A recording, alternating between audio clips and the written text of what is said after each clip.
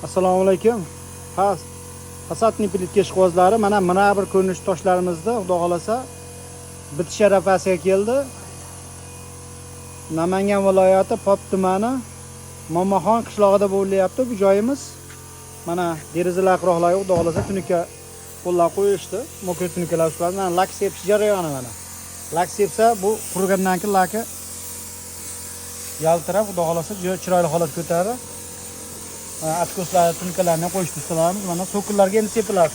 So'killarga lak sepilganda chiroyli holatga o'tib qoladi.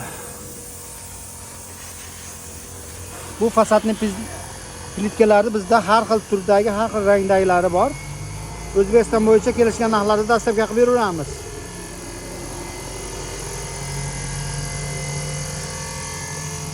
Bu plitkalarimizning narxi, plitkani o'zining narxi 80 ming so'mligi. So'killari 60 ming so'mligi.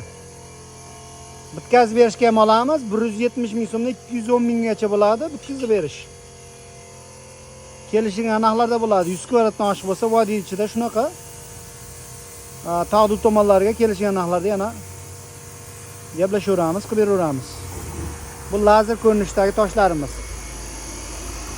200 kvadrat atrofidagi joyimiz bityapti. Xudo xolasa mana 6 kun bo'ldi. Xudo xolasa bitish arafasida turibdi 6 kunda. Tez bitadigan devor tanlamas plitkalar. Sho'r chiqadigan uylar, pina blok, shlaka blok, xomush pishganlar umuman devor tanlamaydi mana. Hamma joyga ketaveradi. Tekis chiqib, chiroyli holatga o'tib qoladi. Mana reyka mana shu turishga to'qiladi. So'killar usti mana shu turishda bekiladi.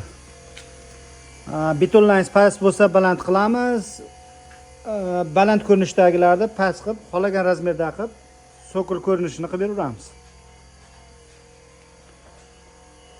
Bu fasadni plitka biznesga qiziqqan aka-ukalarga qoliplarni ham ishlab chiqaramiz. Bizning manzil Farg'ona viloyati Bag'dod tumani. Kelib bemalol yotib yurgan ketishlari mumkin. Bizda YouTube, Instagram, Telegram kanallarimiz bor. Reklamani pastda qo'yib qo'yamiz. Bemalol kirib ko'rib chiqsanglar bo'laveradi.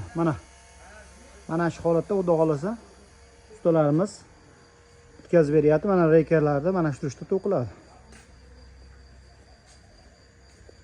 Mana reykalar mana shu turishda to'qiladi. Mana ko'chib ketgan devorlari hammasi plitkamiz orqasida qoladi. Pastda nomerlarimizni qoldiramiz. Bemalol aloqaga chiqarasizlar.